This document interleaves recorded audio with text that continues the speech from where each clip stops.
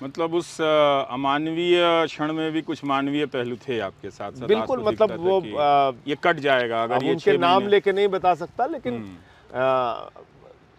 बातचीत में कहते थे कि आपके साथ गलत हो रहा है और हमें दबाव में काम करना पड़ रहा है।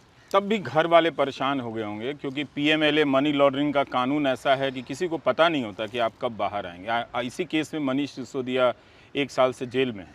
बिल्कुल आपने ठीक कहा। ये कानून ही ऐसा है जिसमें लंबे समय तक जेल में आपको रखा जा सकता है।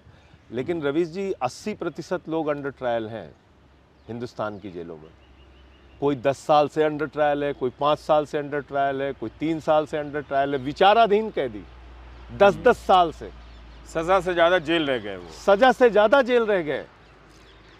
तो जैसे मनीष सिसोदिया जी का या हम लोगों का केस तो सामने आ गया, बाकी तो ऐसे बहुत सारे लोग, जब आप जेल में जाएंगे तो असलियत पता चलेगी कि कितने लोग अंडर ट्रायल हैं लंबे लंबे समय से। उनकी तारीख पे तारीख ही पड़ रही है। 10-10 साल से जेल के अंदर है, अंडर ट्रायल। तो आपने कहा किसी इंटरव्यू में, आप कह रहे थे कि आप जेल से चिट्ठियां लिखते थे, तो मनीष को कभी चिट्ठी लिखी है आपने? या बंदी को पत्र नहीं लिख सकता है? नहीं, चिट्ठियां इस वाले हिस्से का तो मुझे ठीक से पता नहीं है। बंदी को चिट्ठी लिख सकता है, नहीं लिख सकता है, लेकिन जेल से बाहर चिट्ठियां असीमित लिख सकता है और बाहर से चिट्ठियां उसको आ सकती हैं। लेकिन वो चिट्ठियां जेल प्रशासन पढ़ेगा और उसमें कोई आपत्तिजनक चीज होगी तो उसको काटेगा। ये प्रावधान होते हैं।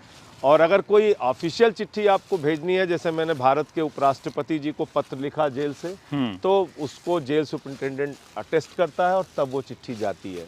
कोई गोपनीय चिट्ठी अगर आपको लिखनी है तो वो चिट्ठी सील्ड कवर में जाती है और आपकी चिट्ठी भी, जवाब भी आपका सील्ड कवर में जाता है।